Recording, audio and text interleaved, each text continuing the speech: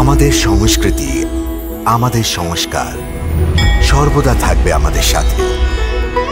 ভারতের মহান গ্রন্থ আর কাব্যের সম্পূর্ণ সংকলন। সাবস্ক্রাইব করুন তিলক।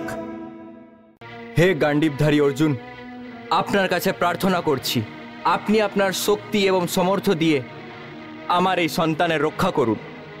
নিশ্চিন্ত হয়ে যাও ব্রাহ্মণ দেবতা, কোনো চিন্তা করবেন না। একটু সাহস করো, একটু সাহস করো।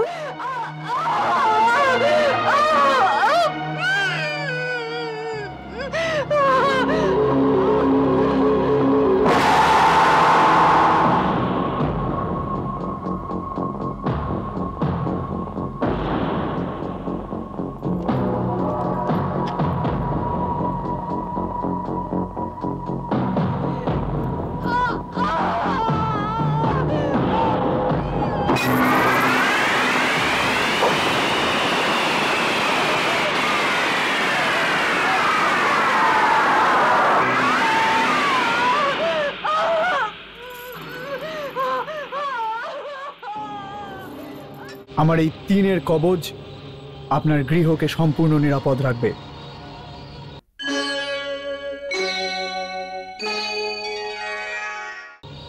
এই দিব্য অস্ত্র দিয়ে কবচ বানানো হয়েছে, এটার ভেতর জোর করে কেউ আপনার স্ত্রীর প্রসূতি কক্ষে প্রবেশ করতে পারবে না।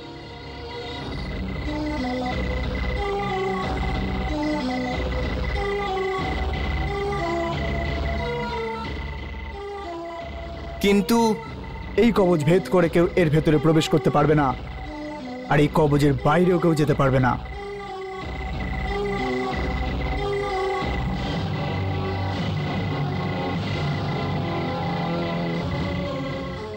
আর কিছুক্ষণের জন্য আরেকটু অপেক্ষা করো, আরেকটু অপেক্ষা করো।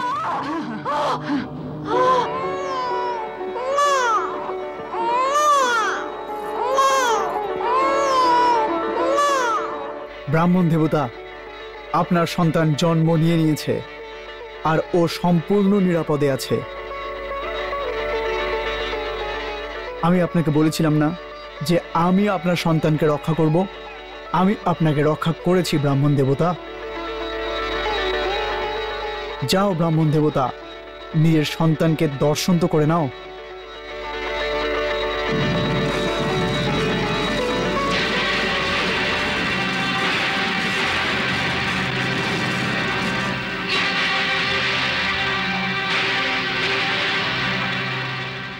সাবধান, কে ওখানে? কেউ বাঁচাও, কেউ আমার বাচ্চাকে উঠিয়ে নিয়ে চলে গেল।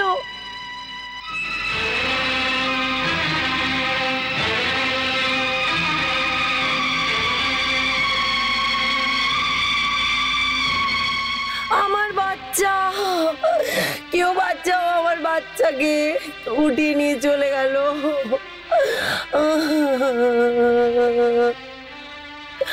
আমার বাচ্চা, আমার বাচ্চাকে নিয়ে আসো, আমাকে আমার বাচ্চা। ক্রন্দন শুনতে পাচ্ছ মহাবীর? নিজের এই বীরত্বের জন্য গর্বিত ছিলে অর্জুন? এইটা আমার স্ত্রীর ক্রন্দন। শোনো শোনো, মন দিয়ে শোনো, এইটা একটা ব্রাহ্মণের ক্রন্দন।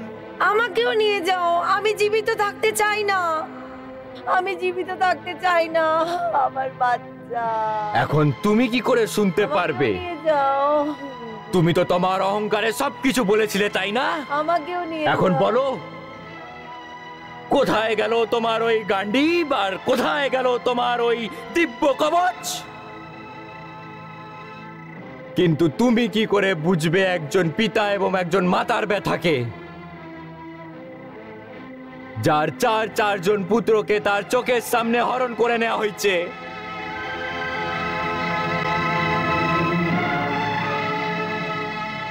তুমি আমাকে যে অসত্য কথা বলেছিলে, যে তুমি জমেরও সম্মুখীন হতে পারো, এটা আর কিছু ছিল না, শুধু তোমার অহংকার ছিল।